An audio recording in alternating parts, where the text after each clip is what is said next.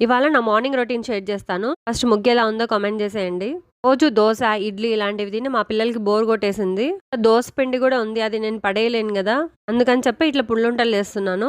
దోస పిండిలోకే కొంచెం ఆనియన్స్, పచ్చిమిర్చి, కరివేపాకు, కొంచెం జీలకర్ర, పసుపు, ఉప్పు ఏసుకొని కన్సిస్టెన్సీ కొంచెం వాటర్ ఏసుకొని అడ్జస్ట్ చేసుకోవాలి. తర్వాత ఇలా పుంగనాల పెనం ఉంటది కదా! దాంట్లోనే ఏసేసుకోవడమే. ఇట్లున్నప్పుడే నాకు లిడ్ క్లోజ్ చేస్తే అవి లబ్బర్‌లాగా అనిపిస్తాయి. అందుకే ఒకసారి తిప్పుకొని తర్వాత లిడ్ క్లోజ్ చేస్తాను. బాగా కుక్ అయితాయి. ఇది సిమ్‌లో పెట్టుకొనే చేసుకోవాలి. లోపల పిండి కుక్ అవ్వకపోతే తినడానికి అస్సలు బాగోదు. పిండి పిండిగా ఉంటది నోట్లో అంతా. ఇంకొక పక్క రైస్, పాలు కూడా పెట్టేశాను. పిల్లలు లేసి స్నానం చేసేలోపు ఇవి హాట్ బాక్స్‌లో ఉంచితే కొంచెం వేడిగా ఉంటాయి. ఇవన్నీ హాట్ బాక్స్‌లో ఏసేసుకుంటాను. చట్నీ కూడా చేశాను దీనికి కాంబినేషన్‌గా. చాలా బావుంటది చట్నీతో. ఇప్పటికి బ్రేక్‌ఫాస్ట్ అయిపోయింది. ఇది దించేసి ఇక్కడ పోపు పెట్టుకుంటాను పులిహోర కోసం.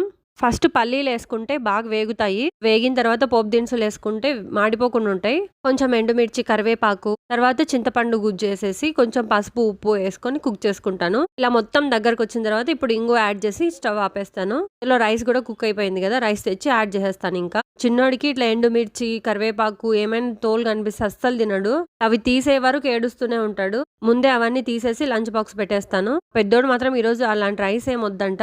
మామిడికాయ ఊరగాయ ఉంటది కదా! అదే కొంచెం నెయ్యేసి కలిపి పెట్టాను ఒక బాక్స్‌లో. ఇంకొక దాంట్లో కర్డ్ రైస్ పెట్టమన్నాడు. పిల్లలకి నచ్చింది పెడితే బాక్స్ ఖచ్చితంగా ఖాళీ అయ్యే వస్తది. పెద్దోడికి మాత్రం లంచ్, స్నాక్స్ అన్నీ ఒకే బ్యాగ్‌లో పెట్టేస్తాను.